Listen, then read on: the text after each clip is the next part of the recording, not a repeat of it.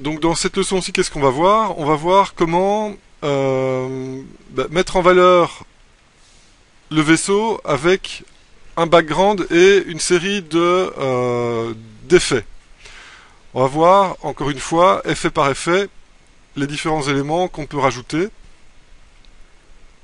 Donc, première chose, eh bien, c'est de choisir une couleur de fond. D'accord?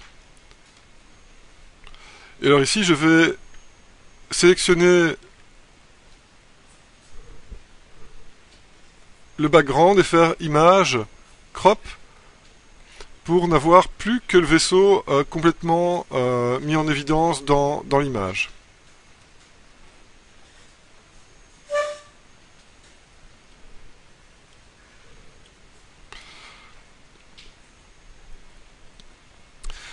Alors, la couleur de background vaut mieux que ce soit une couleur plutôt neutre et surtout qui ne mange pas l'objet que vous voulez mettre en évidence. Donc il faut éviter les couleurs trop saturées. Il faut que les couleurs les plus saturées soient dans votre objet. D'accord?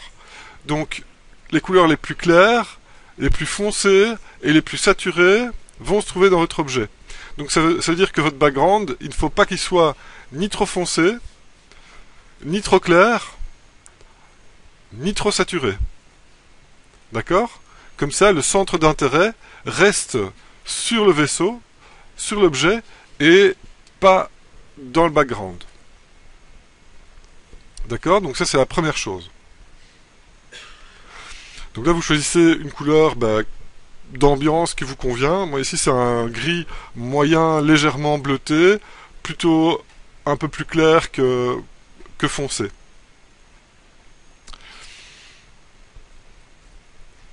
Ensuite,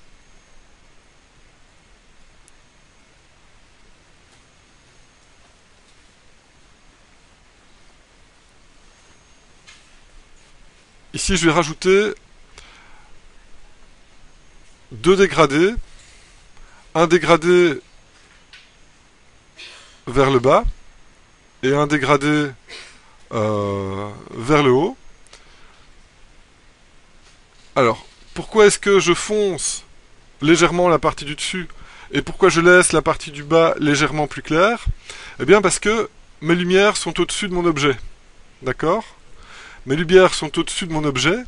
Donc pour qu'il y ait un contraste qui soit plus marqué et que les lumières ici ressortent plus, eh bien je vais légèrement foncer la partie supérieure du dessin. En dessous, je vais légèrement la foncer aussi pour faire ressortir les backlights, mais sans plus d'effet que ça.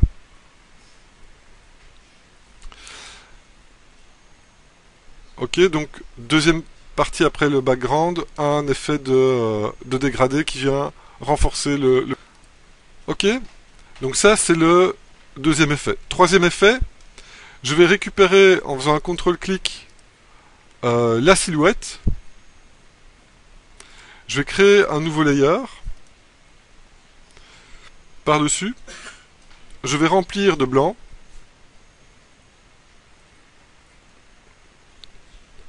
Donc dans ce cas-ci, c'est la couleur d'arrière-plan. Et sur cet effet, sur ce layer, pardon, je vais double-cliquer à côté du nom et je vais faire un stroke. Le stroke, qu'est-ce qu'il fait en fait? Eh bien, il va rajouter des pixels autour des pixels qui sont imprimés dans le calque. Donc là, je vais choisir un contour blanc. La position, ce sera outside. Et je peux augmenter le rayon de pixels. Et là, je crée un contour blanc autour du vaisseau. Pour qu'il se démarque au niveau de sa silhouette et que sa silhouette soit bien lisible. Maintenant, vous pouvez aller un petit peu plus loin pour que ce soit bien propre. On voit souvent ça aussi sur les dessins design, etc. pour faire ressortir la silhouette. Maintenant, j'ai pas envie que cet effet-là se marque sous le vaisseau pour lui conférer encore une certaine légèreté. Donc qu'est-ce que je vais faire? Si je mets un masque directement sur ce calque-là, qu'est-ce qui va se passer? Eh bien, le contour va être perturbé par ce masque. Donc ici, je ne peux pas faire un masque directement sur ce layer-là. Donc qu'est-ce que je vais faire? Je vais créer un sous-dossier, mettre l'effet de contour dedans, et c'est sur le groupe, sur le dossier, que je vais faire un masque. Et ce masque-là, en fait, ce sera un dégradé de noir qui vient du bas vers le haut et qui vient masquer l'effet sur la partie inférieure du vaisseau.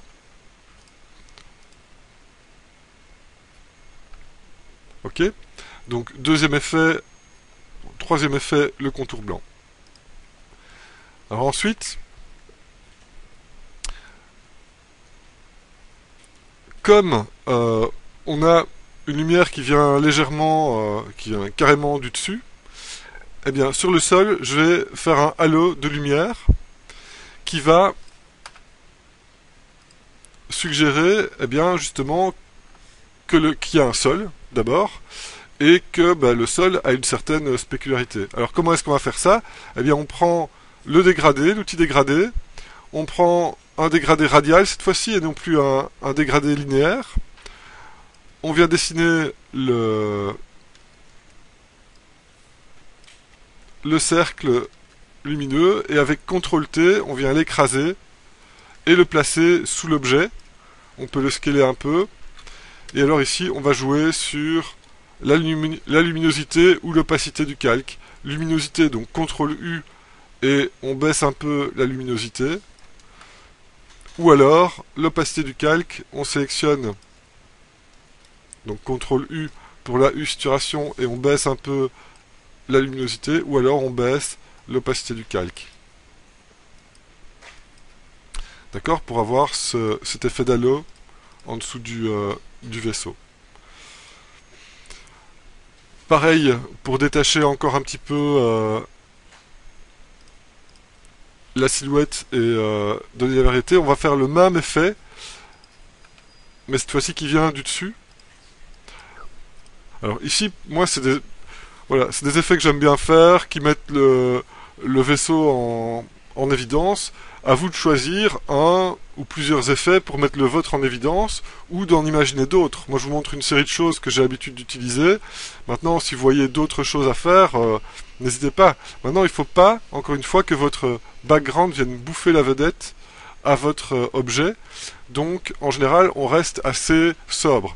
Maintenant, il y en a certains parmi vous qui ont fait des effets assez flashy qui donnent très bien, d'accord? Donc, il ne faut pas non plus... il y a toujours des exceptions, ok? Moi, ici, je vous donne des règles générales, mais il y a encore des exceptions qui fonctionnent. Donc ici, un petit halo lumineux sur le dessus. Donc, même technique que pour le halo qui est projeté par terre. Et alors, on fait l'ombre portée sur le sol du vaisseau. Alors, comment est-ce qu'on fait l'ombre portée sur le sol? Eh bien, on fait un contrôle-clic, encore une fois, sur le calque du vaisseau. On vient faire un nouveau calque dans le background. Et on remplit le calque avec la couleur foncée du background. D'accord? Ensuite, dans ce cas-ci, qu'est-ce que je vais faire? Vous voyez que c'est complètement cheaté. Hein. D'accord? C'est absolument pas juste du tout. Il y a plusieurs manières de le faire. Moi, la plus simple pour moi, c'est de décaler. CTRL-T pour aplatir. Et dans ce cas-ci, j'ai même interverti parce que ça donnait bien. Alors que c'est complètement faux. D'accord? Une fois que c'est fait, vous poussez sur Entrée et vous pouvez baisser l'opacité. Maintenant, si vous voulez que ce soit un petit peu plus flou, vous pouvez aussi aller dans Filtre, Blur, Gaussian Blur.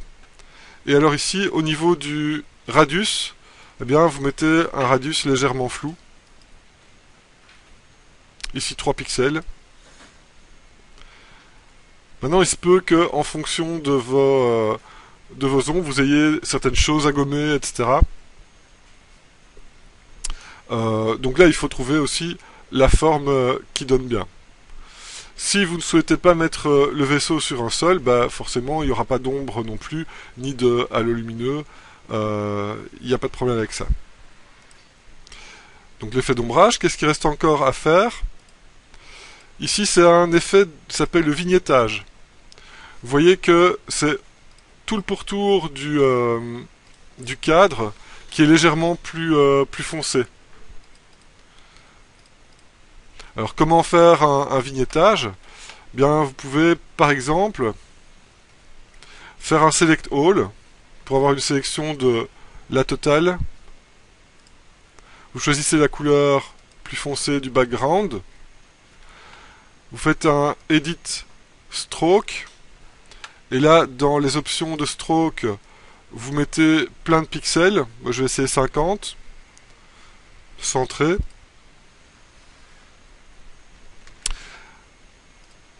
En fait, je vais faire plus, je vais faire 100. Ça, c'est en fonction de la résolution de votre dessin. Voilà, 100 pixels, j'ai un beau bord. Après, je fais une désélection. Je mets ça en multiply. Et je vais dans filtre, blur, Gaussian blur. Et là, je vais faire un Gaussian blur à fond. OK. Une fois que c'est OK, ben, vous pouvez réduire l'opacité pour avoir votre vignettage. En fonction de la taille du stroke, ben, vous aurez un vignettage plus ou moins gros.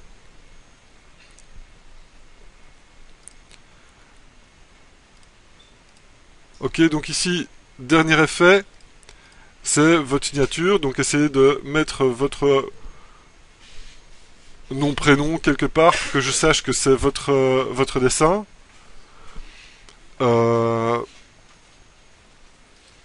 Ici, j'ai profité aussi de la ligne d'horizon que j'avais choisie pour faire la perspective du vaisseau, pour faire un rappel et mettre la signature. Encore une fois, vous choisissez un petit peu ce que vous voulez faire. Alors, qu'est-ce qu'il y a comme autre chose qui est intéressante à faire? Donc, on a le BG dans un groupe.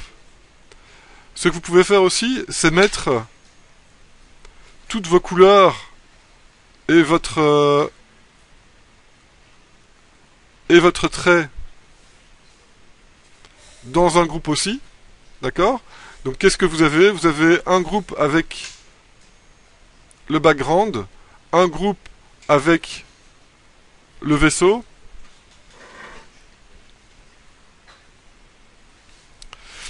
et ce que vous pouvez faire pour simuler une légère perspective atmosphérique, ça veut dire que plus on s'éloigne de la caméra, plus ce qui va être présent dans ce champ arrière sera teint par la couleur de l'atmosphère, de l'ambiance, donc ici, du fond. Alors comment est-ce qu'on va faire ça? Eh bien, je vais mettre un groupe, et alors je vais sélectionner ce qui est à l'avant-plan et l'isoler de ce qui est à l'arrière-plan. Donc là, je sélectionne tout ce qui est à l'avant-plan, donc la patte avant, mais pas tout ce qui est à l'arrière-plan. Donc pas les deux pattes qui sont à l'arrière-plan. Donc je sélectionne les 4 pattes qui sont à l'avant-plan. Ok. D'accord, donc là, ma sélection, c'est ceci. J'ai masqué donc les parties qui sont ici à l'arrière-plan. Là, je vais intervertir la sélection, CTRL-SHIFT-I.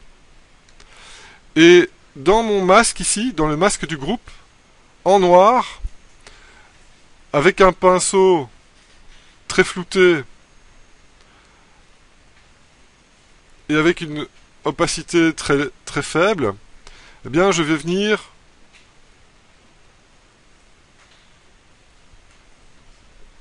faire disparaître dans la perspective. Maintenant, comme vous le voyez, qu'est-ce qui se passe?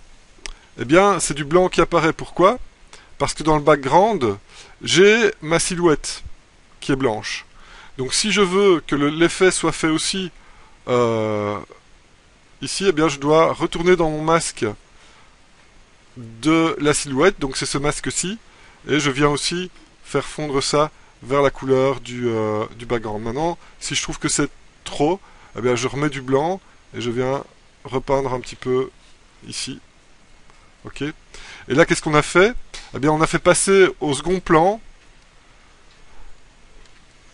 On a fait passer au second plan les éléments qui sont à l'arrière du vaisseau. On voit souvent ça aussi dans les concepts où vous avez la jambe qui est de personnage par exemple, la jambe qui est à l'avant est super saturée, bien contrastée, bien colorée, et la jambe qui est à l'arrière, eh bien, se trouve teinte par le background et se fond dans le background. Donc c'est aussi pour donner un effet de perspective et de profondeur. Un dernier effet qui lui va se placer par-dessus tous les effets, c'est un effet de bloom. Ça aussi, c'est un effet qu'on retrouve en post-prod sur les jeux modernes. Hein. Qu'est-ce que c'est le bloom? En fait, ce sont les parties en fait les plus lumineuses de votre image qui vont réfléchir la lumière de sorte que on a l'impression qu'elle bave un peu sur les parties claires, seulement sur les parties claires. Comment est-ce qu'on va faire pour identifier ça ici? Eh bien, on va faire un select all,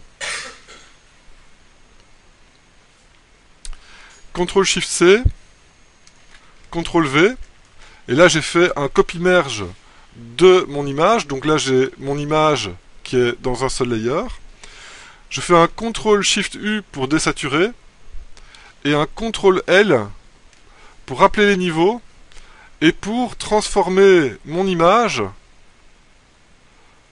à sa plus simple expression en noir et blanc, en faisant en sorte que les côtés, que les endroits les plus lumineux deviennent blancs. Ok. Alors, pourquoi est-ce que je fais ça? D'accord. Donc là, j'ai une version où, dans mon image, tout ce qui est fort lumineux est en blanc.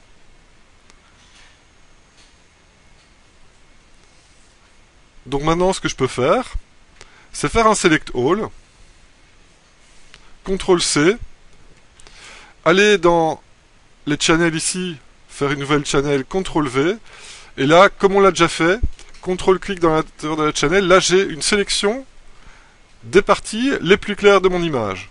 C'est ce que je voulais. D'accord? Donc je me remets en mode RGB, je cache le calque ici, je n'en ai plus besoin, je l'ai transformé en channel, donc je peux le mettre à la poubelle. Et qu'est-ce que je peux faire avec ça? Eh bien, je peux faire un U-saturation, un layer de contrôle de U-saturation, qui va être masqué par la sélection courante, c'est-à-dire les parties les plus claires. Et je viens rajouter un peu de saturation et de brightness sur ces parties-là. Ça va booster les lumières. Et qu'est-ce que je vais faire pour que ça bloom? Eh bien, je vais faire sur le masque, je vais faire un léger blur, Gaussian blur. Donc là, on va le faire léger. Et là, on voit que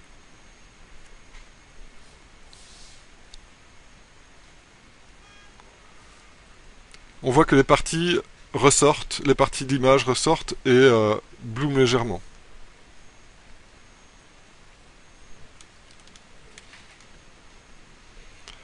Ok, donc tout ça est en vidéo, vous tracassez pas. Une dernière chose, le réglage des contrastes, donc par-dessus, donc le bloom je vais le mettre un petit peu moins fort, par-dessus l'image, bien je vais faire un level et je viens vérifier s'il n'y a pas moyen de récupérer encore un petit peu plus de contraste pour rebooster l'image.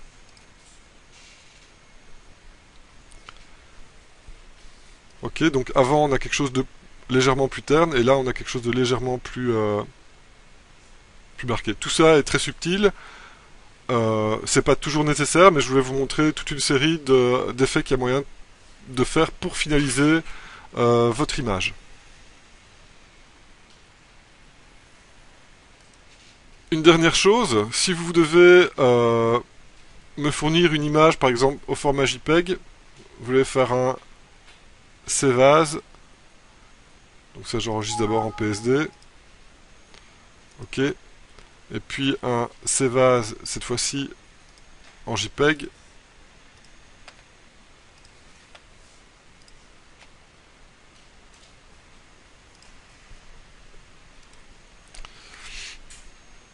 ok, là je vais ouvrir le JPEG, donc pas de compression. Voilà, ça c'est l'objet à 100%. Maintenant, j'ai envie d'une image à la taille de l'écran, donc je fais Image Size, et là, en hauteur, ben, je vais avoir plutôt 1000 pixels. D'accord? Là maintenant à 100%, j'ai l'image en plein écran. Avant de sauver, vous pouvez faire aussi un filtre Sharpen.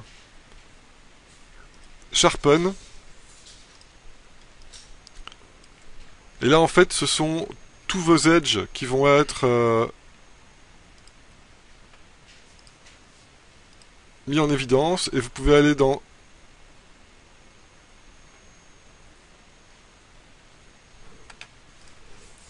Edit Fade Sharpen. Et vous pouvez faire un fade de l'effet de Sharpen. Et le Sharpen par défaut, vous n'avez pas trop le choix. Vous le faites ou vous le faites pas. Et c'est avec ce fade ici que vous allez pouvoir gérer la quantité de Sharpen que vous voulez faire. Une fois que c'est fait, vous sauvez et vous avez l'image de la meilleure qualité que vous pouvez avoir en fait.